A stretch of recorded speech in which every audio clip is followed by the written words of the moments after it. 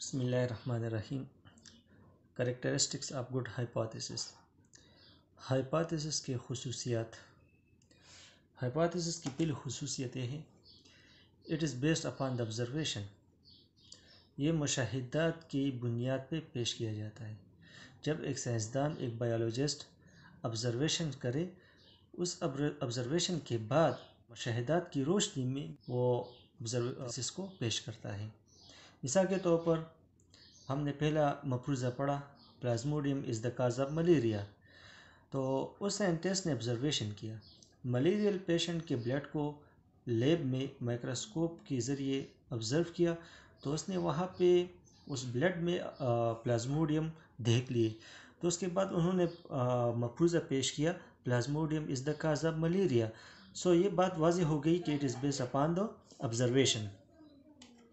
دوسری خصوصیت یہ ہے a proposed statement to answer the problem. یہ ہائپوتھیسس ایک بایولوجیکل پرابلم کا جواب ہوتا ہے۔ جیسا کہ ہم نے پرابلم پڑھا what is the cause of malaria, تو ہائپوتھیسس میں کہا گیا plasmodium is the cause of malaria. تو یہ ایک متوقع سلوشن ہوتا ہے، ایک متوقع جواب ہوتا ہے۔ Third, a good hypothesis is testable.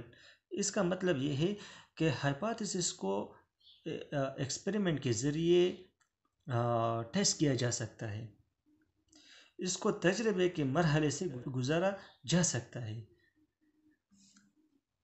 چوتھا، always a way to disprove a hypothesis after experimentation۔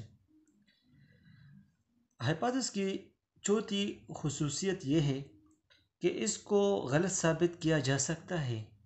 یہ امکان موجود ہوتا ہے کہ ایک مفروضے کو آپ فالس قرار سکیں، آپ اس کو ڈسپروو قرار دیں۔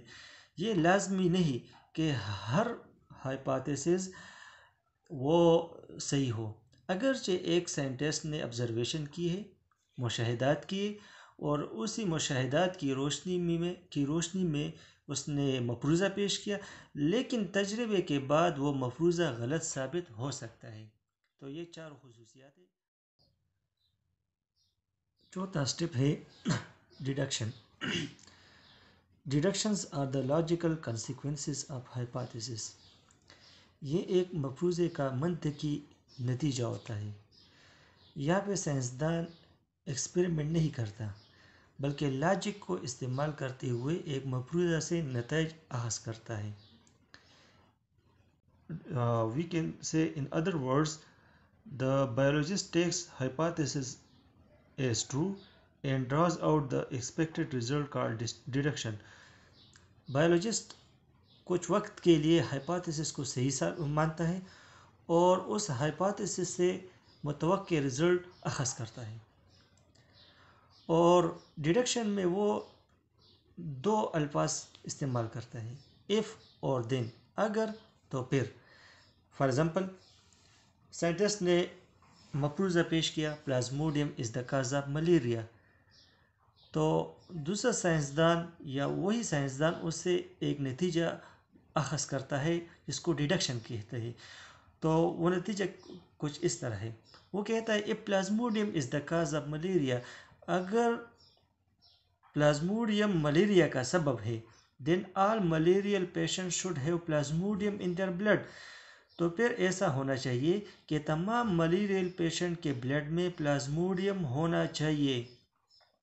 اسی طرح اگر ایک شخص مفروضہ پیش کرے all birds have wings، تمام پرندوں کے پر ہوتے ہیں، تو ایک دوسرا شخص اس سے اس طرح ڈیڈکشن نکال سکتا ہے، اخذ کر سکتا ہے if all birds have wings، اگر تمام پرندوں کے پر ہوتے ہیں then pigeon is a bird، پھر پیجن بھی ایک پرندہ ہے۔ کیوں؟ کیونکہ پیجن کبوتر کے بھی پر ہے۔ پانچواں سٹیپ ہے experiment. Experiment is a most important step, یہ انتہائی اہم سٹیپ ہے۔ اسی سٹیپ میں ہائپوتھیسس کو ثابت کیا جاتا ہے ایز اے ٹرو اور فالس۔ ہائپوتھیسس کو یا صحیح تسلیم کیا جاتا ہے یا غلط. جو صحیح ہائپوتھیسس ہے ان کو ایکسیپٹ کیا جاتا ہے اور جو فالس ہائپوتھیسس ہے ان کو ریجیکٹ کیا جاتا ہے. True hypotheses are accepted while false ones are rejected. اچھا، ایسا بھی ہو سکتا ہے کہ تمام مفروضے غلط ثابت ہو جائے، تو پھر اس حالات میں نئے مفروضے قائم کیے جاتے ہیں اور پھر اس پہ ایکسپریمنٹ کیے جاتے ہیں. آخری اسٹیپ ہے کنکلوژن اینڈ رپورٹنگ. اس اسٹیپ میں بایولوجسٹ اپنے ایکسپیریمنٹ سے ڈیٹا اکٹھا کرتا ہے. بایولوجسٹ اس اسٹیپ میں مینشن کرتا ہے کہ اس نے کون سے ایکوپمنٹس یوز کیے اور کون سا تجربہ انہوں نے کیا اور اس کے لیے کیا کیا طریقے اس نے اختیار کیے. اور دوسرا، جو رزلٹ اسے ملتا ہے وہی رزلٹ وہ ریکارڈ کرتا ہے اسی اسٹیپ میں.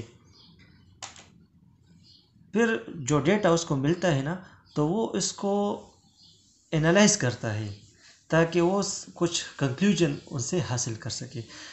ہی analyse the data statistically to reach some conclusion. وہ اسٹیٹسٹکس کے فارمولے یوز کرتا ہے، اس کے قوانین کو استعمال کرتا ہے اور اس ڈیٹا پہ اپلائی کرتا ہے تاکہ اس ڈیٹا سے کچھ نتائج اخذ کرے. اسٹیٹسٹک جو آپ ریاضی پڑھتے ہیں، ایوریج، موڈ، میڈین، اسی طرح جو اسٹیٹسٹکس کے دیگر فارمولے ہیں وہ اپنے ڈیٹا پہ اپلائی کرتے ہیں اور after application of statistical methods, formulas, processes, he get some conclusion. جب وہ نتیجے اخذ کرتا ہے تو وہ ان کنکلوژن کو کتاب کی شکل میں پبلش کرتا ہے، سیمینارز میں وہ اس کو پیش کرتا ہے. پھر رپورٹنگ کا کیا فائدہ ہوتا ہے؟ It allow the people to verify the result. یہ دیگر سائنسدان اور سائنس کے اسٹوڈنٹس کو موقع دیتا ہے کہ وہ ان رزلٹ کو ویریفائی کرے، وہ اس پروسیس پہ تجربہ کرے اور ان رزلٹ کی تصدیق کرے. یا اس کا ایک اور فائدہ بھی ہو سکتا ہے، اور apply the knowledge to solve other problems. جو سائنٹیفک میتھڈ اس سائنسدان نے کسی مخصوص پرابلم کو سالو کرنے کے لیے استعمال کیا ہے، تو سائنٹسٹ اور سائنس کے طلباء اسی طریقے کو استعمال میں لاتے ہوئے دیگر مسائل کو بھی حل کر سکتے ہیں، دیگر بایولوجیکل پرابلم اور دیگر بایولوجیکل کویسچنز کے جواب دے سکتے ہیں.